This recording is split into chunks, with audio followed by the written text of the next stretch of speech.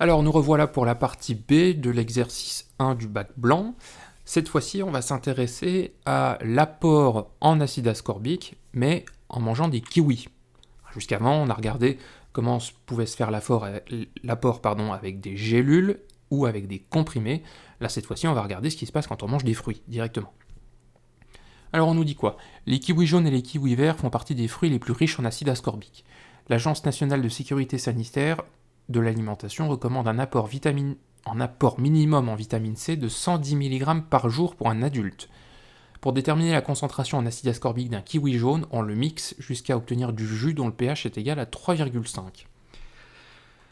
La quantité d'acide ascorbique présente dans un kiwi jaune est déterminée à l'aide d'un dosage par excès. Le principe de ce dosage est le suivant. On met le jus de kiwi en présence d'une quantité connue de d'iode, seul l'acide ascorbique réagit avec le d'iode, qu'on a introduit en excès. On détermine ensuite par titrage la quantité de d'iode restant. On en déduit alors la quantité d'acide ascorbique dans le kiwi jaune. On nous donne le protocole du dosage. Première étape, l'acide ascorbique réagit avec le d'iode. Alors on introduit la totalité du jus d'un kiwi dans une fiole jaugée de 250 ml, puis on complète avec de l'eau distillée jusqu'au trait de jauge. On appelle S la solution obtenue. On introduit dans un Erlenmeyer un volume V 50 ml de la solution S, ainsi qu'un volume V1 de d'iode. Alors là tout de suite, ce que je me note dans un coin de ma tête, c'est qu'on voit que le titrage qu'on réalise avec le d'iode, on ne le fait pas sur la totalité du jus de kiwi. On fait ça seulement sur les 50 ml de la solution.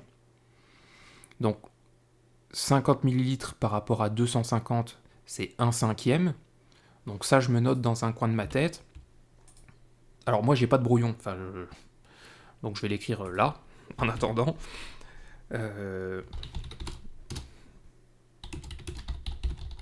Pense à la dilution par 5. Ben, je me note ça dans ma tête. Si on a dilué par 5, c'est-à-dire que à la fin, on va probablement me demander combien il y en avait dans le jus de kiwi de départ, donc il faudra penser à remultiplier par 5 à la toute fin. Vous pouvez directement surligner sur le sujet. Hein. Ça, comme vous ne le rendez pas, vous faites ce que vous voulez. Donc on fait le titrage de 50 ml de cette solution-là avec 20 ml de d'iode dont on connaît la concentration. Et on vous donne l'équation de la réaction. Étape 2, titrage du d'iode restant par lésion thiosulfate. Titrer le contenu de l'Erlenmeyer préparé lors de l'étape 1 par une solution aqueuse de thiosulfate de sodium dont on connaît la concentration en présence d'un indicateur coloré. On obtient un volume à l'équivalence V2 qui vaut 16,5 ml. Et là encore, on vous donne la réaction de l'équation. Alors ces équations-là, on vous les donne, tant mieux pour vous, mais normalement vous devriez être capable de les retrouver vous-même. L'équation 2, par exemple, c'est une équation qu'on peut retrouver avec des couples d'oxydoréduction. Bon, là c'est pas la question ici, on vous les donne. Question 12. En exploitant le résultat du titrage, montrez que la quantité de matière de d'iode dosée lors de l'étape 2 est égale à 4,13 10-4 mol. Alors la quantité de matière de d'iode dosée à l'étape 2, donc qui est ici. Donc en fait la question qu'on me pose c'est combien on a de d'iode dans l'Erlenmeyer après l'étape 1. Alors, question 12. La quantité de d'iode présent dans l'Erlenmeyer après l'étape 1 est... Alors comment je fais pour trouver cette quantité de matière? Eh bien, on me donne le volume à l'équivalence. Donc il va falloir passer par l'équivalence.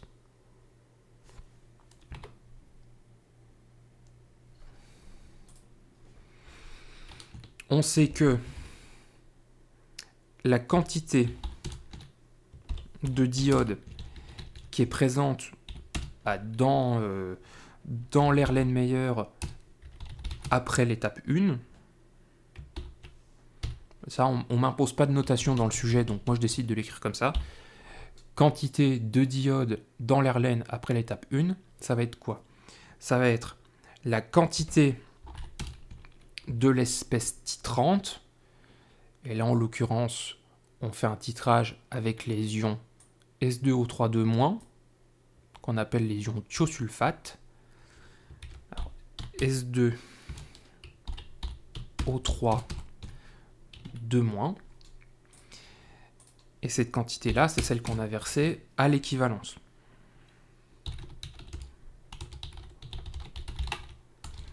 Alors on peut se dire que les notations sont un peu longues, mais au moins on est précis en faisant ça. Donc ça, c'est ce que je cherche, ce qui est à gauche. Ce qui est à droite, il se trouve que je peux l'exprimer autrement. La quantité d'ion thiosulfate versée à l'équivalence, en fait, c'est le même raisonnement que ce qu'on avait fait juste avant dans la partie A, à la question 9. On cherche une quantité initiale de quelque chose, on utilise la quantité versée à l'équivalence du réactif titrant, c'est le même raisonnement, hein. Donc là, je vais aller un peu plus vite. La quantité versée à l'équivalence d'ion thiosulfate, ça va être égal à quoi? Ça va être égal à la concentration d'iosulfate multiplié par le volume versé à l'équivalence. Alors le volume versé à l'équivalence, il se trouve que c'est V2. On ne le note pas VEC. Est-ce qu'on a une expression de la quantité d'ion thiosulfate? Alors on n'a pas directement la concentration, mais on peut la trouver. En faisant attention à une chose, là vous voyez que dans l'équation qui est donnée, on a un 2 en coefficient stoichiométrique devant S2O32-. Ça va falloir en tenir compte.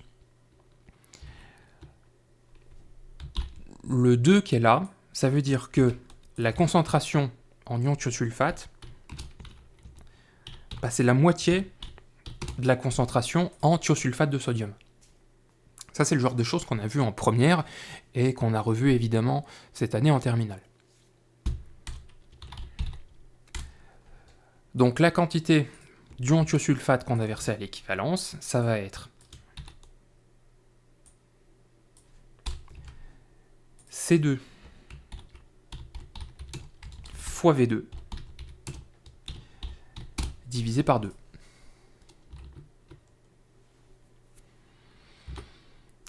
Je fais le calcul.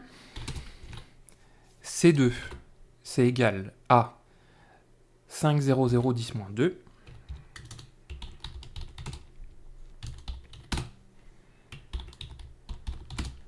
V2, 16,5 millilitres, et comme tout à l'heure, on n'oublie pas de convertir en litres, et ça on divise par 2. Alors, calculatrice, 5 fois 10-2 fois 16,5 fois 10-3, le tout divisé par 2. On garde, alors là c'était 5,00, là c'est 16,5, donc en tout on a 3 chiffres significatifs. Donc là ça va être 4,13, 10-4. 10 puissance moins 4. L'unité de ça sont des moles. Alors, des moles par litre fois des litres, il reste juste les moles. Est-ce que ça correspond à ce qu'il y a dans le sujet? Oui. Bon, c'est qu'on ne s'est pas trompé. Question suivante. Après avoir calculé la masse d'acide ascorbique contenu dans le kiwi jaune, déterminez combien il faudrait en manger pour satisfaire les besoins journaliers en acide ascorbique d'un adulte. Le candidat est invité à prendre des initiatives et à présenter la démarche, même si elle n'aboutit pas. La démarche est évaluée et doit être correctement présentée. Ok. Ça, c'est ce qu'on appelle une résolution de problème. C'est-à-dire qu'on vous donne une question, et c'est à vous de trouver le raisonnement pour avoir la réponse. Sous-entendu, il va y avoir plusieurs étapes. C'est bien écrit dans le sujet qu'il faut le faire, même si la démarche n'aboutit pas, même si vous n'allez pas jusqu'au bout. Ce qui est évalué dans ce genre de questions, c'est votre démarche. C'est pas forcément le résultat final. C'est-à-dire que vous pouvez avoir des points, même si vous n'allez pas jusqu'au bout. Donc, essayez de faire des choses. Faites pas n'importe quoi non plus, mais on peut essayer des choses. Alors, comment je vais faire ça? Bon, il faut déjà que j'élabore ma stratégie. On me dit, après avoir calculé la masse d'acide ascorbique. Ça veut dire qu'à un moment donné, il va falloir calculer la masse d'acide dans un kiwi jaune. Mais ça sous-entend qu'il y a une étape avant.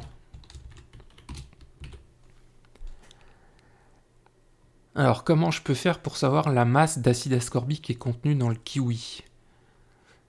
Bah, avant d'avoir la masse, il faut que j'ai la quantité en mol.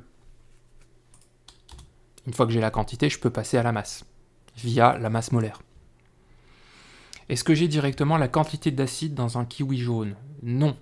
Là, ce que je viens de trouver dans la question 12, c'est la quantité de d'iode dosée à l'étape 2. Donc la quantité de d'iode qui restait dans l'Erlenmeyer après l'étape 1.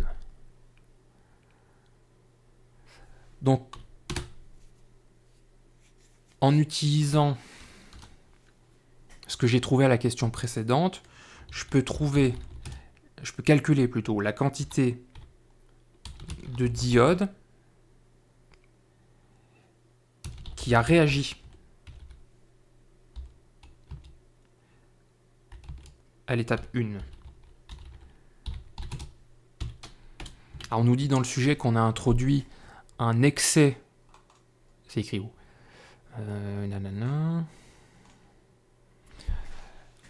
L'acide ascorbique a réagi avec le d'iode introduit en excès. Ça veut dire qu'on a mis beaucoup plus de d'iode que ce qui est nécessaire.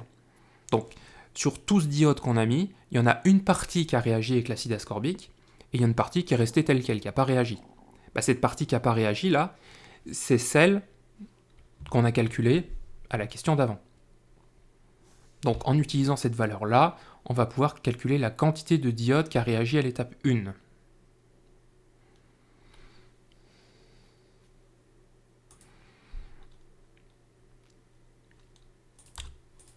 Quand on a la quantité de d'iode qui a réagi à l'étape 1, on va pouvoir déduire la quantité d'acide qui a réagi à l'étape 1.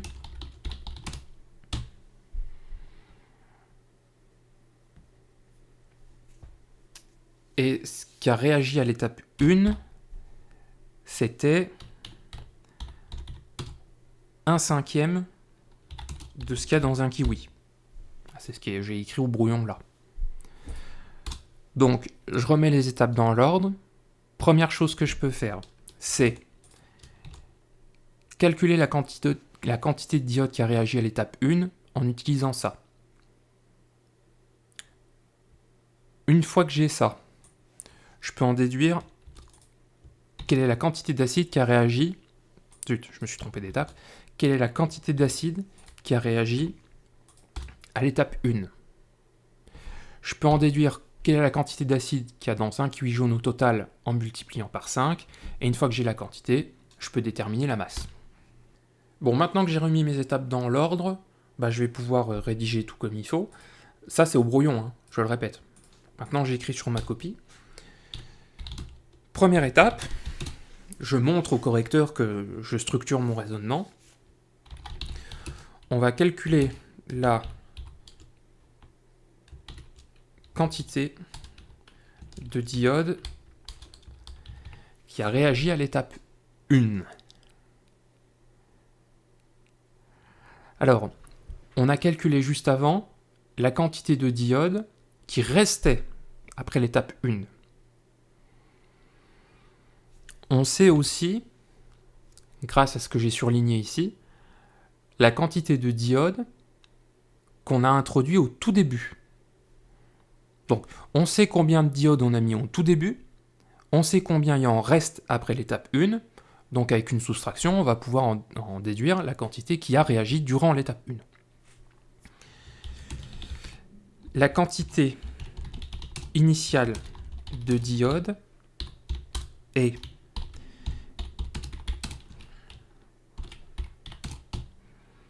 alors on a introduit au tout début V1 de d'iode à la concentration C1.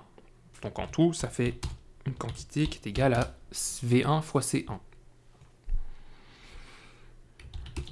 La quantité de d'iode restante après l'étape 1 et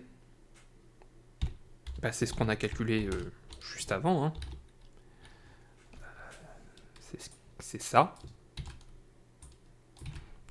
Quantité de diodes restant dans l'Herlène après l'étape 1. On a calculé que c'était ça. Bon, je reprends les expressions. Hein, j'évite le plus possible d'avoir des calculs intermédiaires. Je reprends les formules plutôt que les résultats. Ainsi, la quantité de diodes qui a réagi durant l'étape 1 est... comment on va la noter ?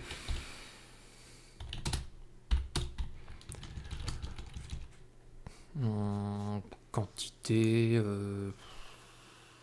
Bon, je vais la noter juste N. Voilà.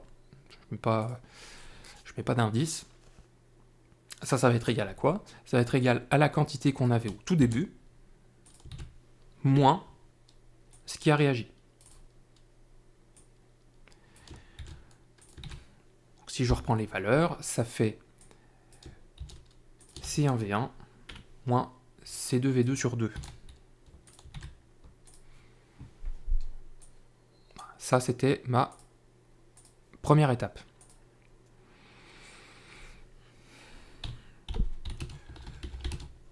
Deuxième étape, je vais calculer, j'ai oublié un mot là, calcul de la quantité, calcul de la quantité d'acide qui a réagi à l'étape 1. Ce qu'on a calculé avant, c'était la quantité de diodes qui a réagi. Maintenant, ce que je veux, c'est la quantité d'acide. Alors, comment, à partir de la quantité de diodes, je peux en déduire la quantité d'acide qui a réagi ? Il faut que je reprenne ce qu'on a vu à l'étape 1. On dit que l'acide a réagi avec le diode selon cette équation-là. C'est-à-dire que lors de l'équivalence de ce titrage-là, la quantité initiale d'acide est égale à la quantité de diodes qu'on a versée à l'équivalence. À l'équivalence du titrage de l'étape 1,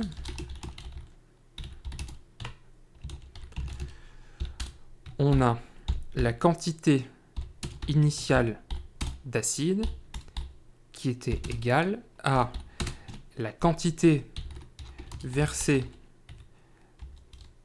à l'équivalence de diodes.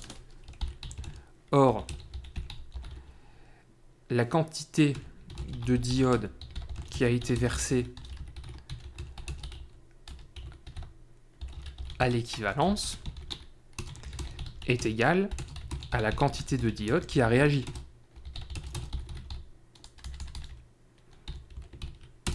Tout ce qui a réagi durant l'étape 1, enfin, comment dire ça ?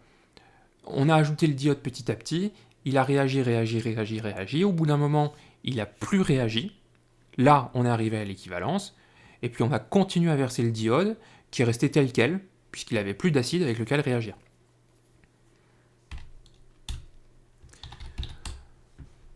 Donc la quantité initiale d'acide, ça va être égal à ça, c'est-à-dire que la quantité de diodes qui a réagi durant l'étape 1, c'est-à-dire ce qu'on a noté ici.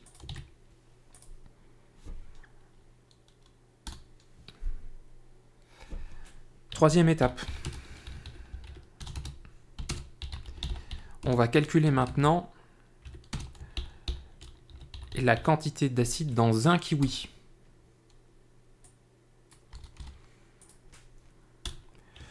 Lors de l'étape 1,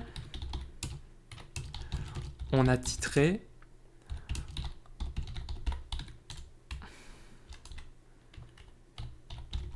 un cinquième du jus d'un kiwi.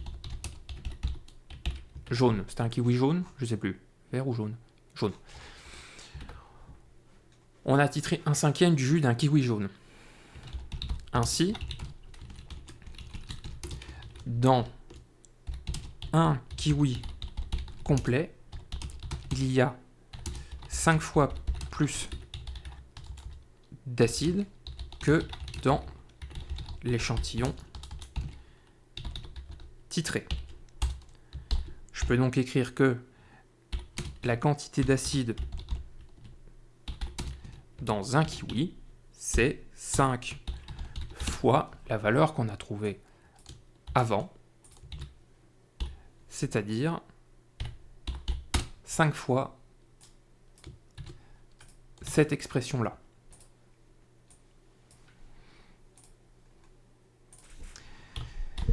Dernière étape, calcul de la masse d'acide dans un kiwi jaune. On connaît la masse molaire de l'acide.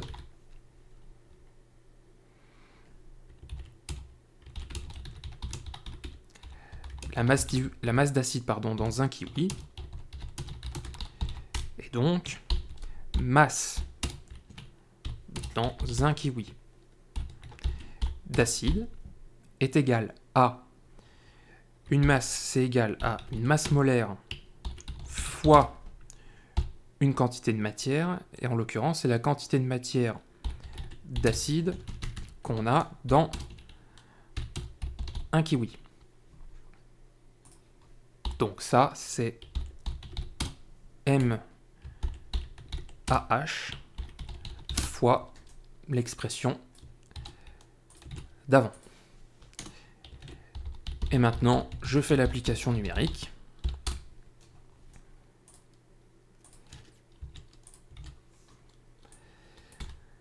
La masse d'acide dans un kiwi, c'est alors la masse molaire de l'acide. On l'a déjà utilisé tout à l'heure, c'est ce qu'on a calculé à la question 2, c'est 176. Vous voyez d'ailleurs que le 176, c'est la deuxième fois qu'on l'utilise. C'est pour ça que dans la question 2, on vous dit montrer que ça vaut ça. C'est-à-dire que même si vous n'y arrivez pas, vous avez quand même le chiffre et vous pouvez quand même faire les autres questions. Parce que si ça, on ne vous l'avait pas donné et que vous ne l'aviez pas trouvé, cette question-là, vous n'auriez pas pu y répondre. Enfin, vous auriez pu répondre jusqu'à là. Mais la dernière étape, vous n'auriez pas pu le faire. Alors, 176 grammes par mol fois 5 fois V1. V1, 20 millilitres.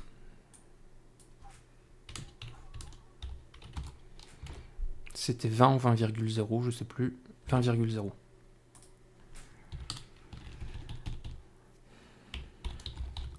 C1, 2,9 10-2. Ça, ce sont des moles par litre. Donc des litres fois des moles par litre. Ça fait juste des moles. C2, 5,00 10-2. Et V2, 16,5 millilitres.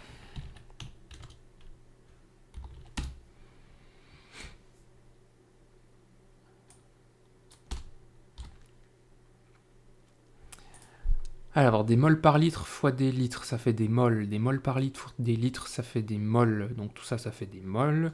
Des moles fois des grammes par mol, ça fait bien des grammes. Donc au final, ça fera bien une masse. Zut. Ah zut, j'ai pas modifié la bonne formule. J'ai pas fait attention. C'est ça l'inconvénient des sur ordinateur, c'est que comme on peut modifier tout facilement, on se rend pas compte quand on fait des bêtises.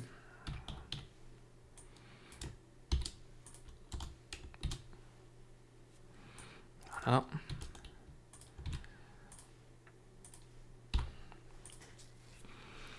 Bon, maintenant, il n'y a plus qu'à taper ça sur une calculatrice, en essayant de ne pas se tromper.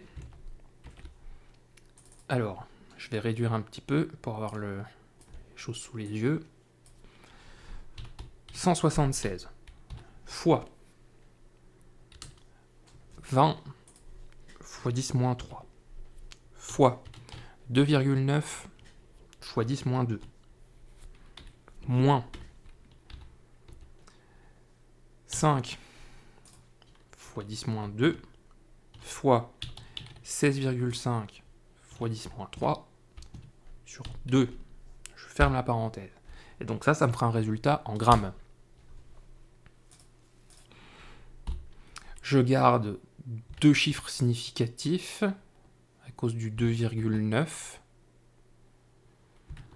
Voilà, donc ça fait 2,9. 2,9 fois 10 puissance moins 2 grammes.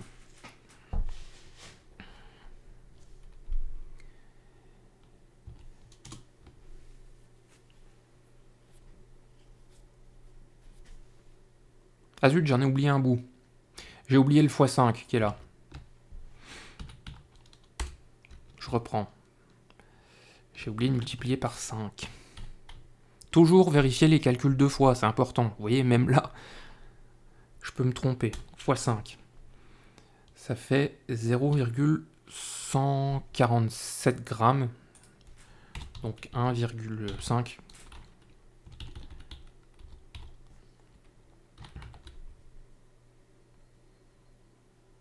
Hop. 1,5 fois 10 puissance moins 1 grammes.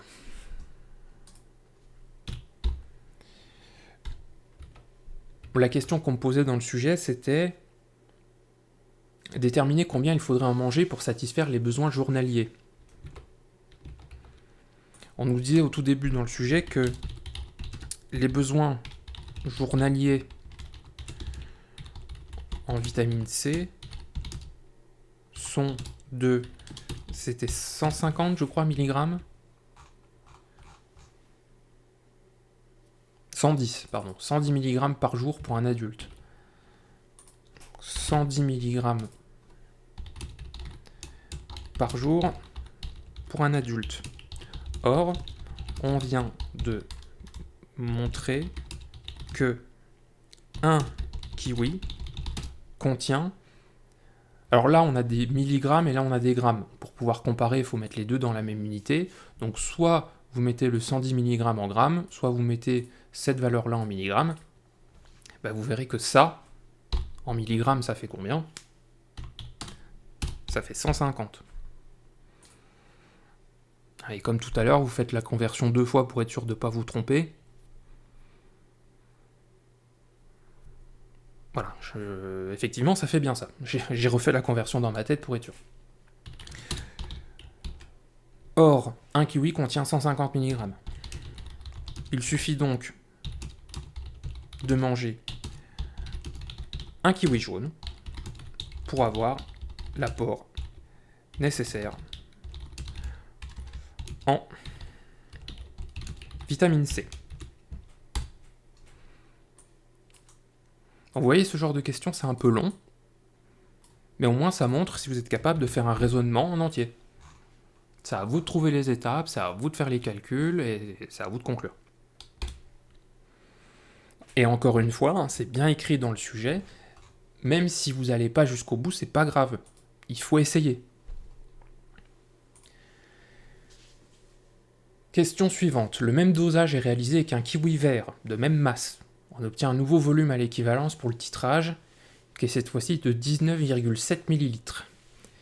Expliquez sans calcul si le kiwi vert contient plus ou moins d'acide ascorbique que le kiwi jaune. Alors, question 14. Comment on va répondre à ça? On observe que V'2 est plus grand que V2.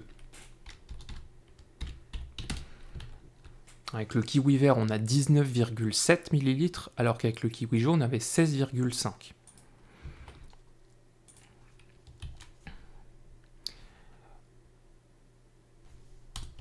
Or, on a vu que la quantité... C'est quoi la question qu'on pose? Est-ce qu'il y a plus ou moins d'acide? Je peux raisonner directement avec la masse ou avec la quantité, peu importe. On voit que la masse d'acide dans un kiwi, si je regarde cette formule-là, elle dépend de V2 selon cette relation-là. Plus V2 va être grand, plus le résultat total va être petit.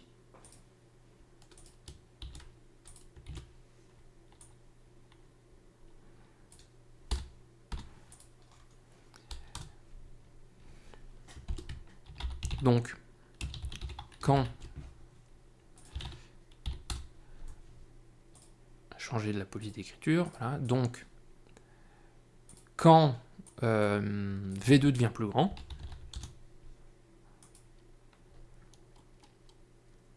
donc, comment je vais rédiger ça? Donc, quand V2 augmente, alors ça diminue. C'est là aussi qu'on voit l'intérêt d'avoir gardé les formules jusqu'au bout. Si j'avais fait des calculs intermédiaires, il aurait fallu que je reprenne toutes les étapes une par une pour voir l'influence de V2. Alors que là, bon, j'ai directement la formule, je vois que ça, si ça devient plus grand, alors le résultat de la parenthèse devient plus petit, donc le résultat total devient plus petit.